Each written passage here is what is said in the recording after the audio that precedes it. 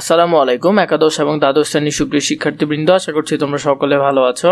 এই ঋতুর বর্ণন কবিতার ব্যাখ্যা এবং সকল খুঁটিনাটি বিষয় নিয়ে ভিডিও দিয়েছি, এছাড়া দুটি এমসিকিউর পর্বও দিয়েছি। তোমাদের মধ্যে অনেকে বলেছে আরো এমসিকিউ দেওয়ার জন্য, তাই আমি তোমাদের জন্য আরো কিছু এমসিকিউ নিয়ে এসেছি। চলো আমরা শুরু করি। আমরা এমসিকিউ গুলো কবিতার ব্যাখ্যা সহকারে দেখবো, এখান থেকে মিলিয়ে যাতে আমাদের বুঝতে সুবিধা হয় আগের পর্বগুলোর মতো। চলো প্রথমে দেখিনি 25 নাম্বার দেখো। প্রথমে বলেছে ঋতু বর্ণন কবিতায় কোন ঋতুতে নতুন গাছের পাতা গজানোর কথা বলা হয়েছে। আমরা কবিতার প্রথম লাইনে দেখেছি প্রথমে বসন্ত ঋতু নবীন পল্লব। নবীন পল্লব মানে নতুন পাতা, তাহলে নতুন পাতা সম্পর্কে বলেছে বসন্ত ঋতুতে। তাহলে আমরা এখান থেকে উত্তর করতে পারছি, এটি হবে উত্তর খ, বসন্ত ঋতু। চলো এরপর এগুলো আমরা ধারাবাহিকভাবে দেখিনি। ঋতু বর্ণন কবিতায় কোন সমীর প্রেমের বাহক। এখানে বলেছে কোন সমীর। আমরা কবিতায় কিন্তু দেখেছি মলয়া সমীর। এখন মলয়া শব্দের অর্থ কি? মলয়া শব্দের অর্থ হলো দক্ষিণা স্নিগ্ধ বাতাস। তাহলে এই মলয়া শব্দের অর্থ হলো যে দক্ষিণা। ইনডিরেক্টলি এখানে আমাদেরকেও কবিতায় ওরা বোঝাচ্ছেন কোন দিক, তাহলে হবে দক্ষিণা সমীর প্রেমের বাহক। এই এমসিকিউ গুলো তোমরা খুঁটিনাটি ভাবে না পড়লে তোমরা পরীক্ষা ভালোভাবে আনসার করতে পারবে না। 27 নাম্বারটি দেখো। 27 নাম্বারটি বলেছে ঋতুবর্ণন কবিতায় মুখলিত করেছে কোন বৃক্ষ। আমরা দেখেছি মুখলিত কইল তবে বৃক্ষ বনস্পতি নামে একটি লাইন ছিল, মুখলিত কইল তবে বৃক্ষ বনস্পতি। তাহলে এখানে উত্তর হবে বনস্পতি। এরপর 28 নাম্বারটি দেখো। কুসুমিত কিংসুক বন কোন রঙের। কবিতা আমরা একটি লাইন দেখেছি কুসুমিত কিংসুক সগন বনলাল, তাহলে কোন রঙের? লাল রঙের। তাহলে আমরা উত্তর করতে পারবো, উত্তর হবে খ, লাল রঙের। 29 নাম্বারটি দেখো। পুষ্পরিত সুরঙ্গ মল্লী লবঙ্গ গুলাল। এখানে মল্লী বলতে কোন ফুলের কথা বলা হয়েছে।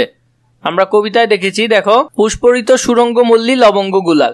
মল্লী বলতে এখানে বেলি ফুলকে বোঝানো হয়েছে, তাহলে উত্তর হবে কি? বেলি ফুল। উত্তর হবে ক, বেলি ফুল। আমি এই কবিতার ব্যাখ্যা সহকারে ভিডিওটি কমেন্ট বক্সে দিয়ে দিব, তোমরা সেখান থেকে দেখে নিও, কারণ এইভাবে ব্যাখ্যা করে না পড়লে তুমি পরীক্ষায় ভালো আনসার করতে পারবে না। এবার 30 নম্বর প্রশ্নটি দেখো। ঋতুবর্ণন কবিতায় কিসের ঝংকারের কথা বলা হয়েছে। আমরা কবিতায় দেখেছি ভ্রমরের ঝংকারের কথা বলা হয়েছে। দেখো এখানে ভ্রমরের ঝংকারে কোকিল কলরব, তাহলে কিসের ঝংকার? ভ্রমরের ঝংকার। ঝংকার শব্দের অর্থ গুঞ্জন। ঋতুবর্ণন কবিতায় কোন পাখির কলরবে যুবকের মনে অনুভব জাগে। এটি হবে কোকিলের। তাহলে আমরা এখানে লাইনটি দেখেছি ভ্রমরের ঝংকার কোকিল কলরব শুনিতে যুবক মনে জাগে অনুভব। তাহলে যুবক মনে অনুভব জাগে এই কোকিলের কলরব বা কণ্ঠ শুনতে। ঋতুবর্ণন কবিতায় অঙ্গে কোন জিনিস চর্চিত করা হয়েছে। এটি হবে চন্দন চর্চিত। কবিতায় আমরা দেখেছি নানা পুষ্পমালা গড়ে বড় হরষিত বিচিত্র বসন অঙ্গে চন্দন চর্চিত।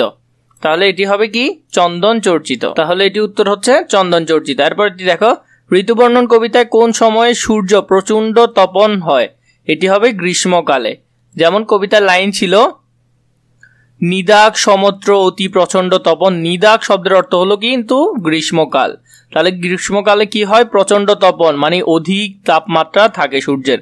এই যে শব্দ অর্থগুলো তোমরা যদি ভালো করে না জানো এবং ব্যাখ্যা ভালো করে না বুঝো তাহলে পড়তে অনেক কষ্ট হবে।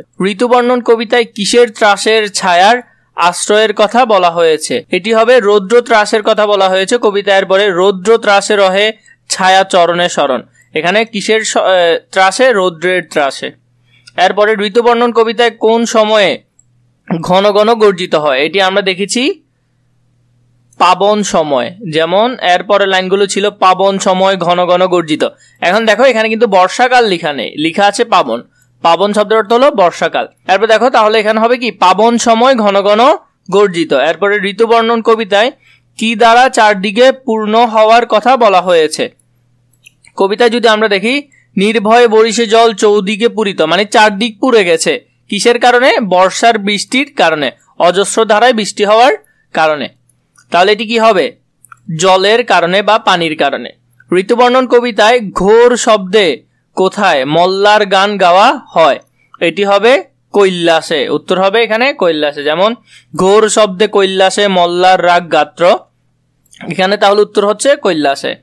এরপর দেখো ঋতুবর্ণন কবিতায় কেমন শব্দে কৈলাসে মল্লার রাগ গাওয়া হয়।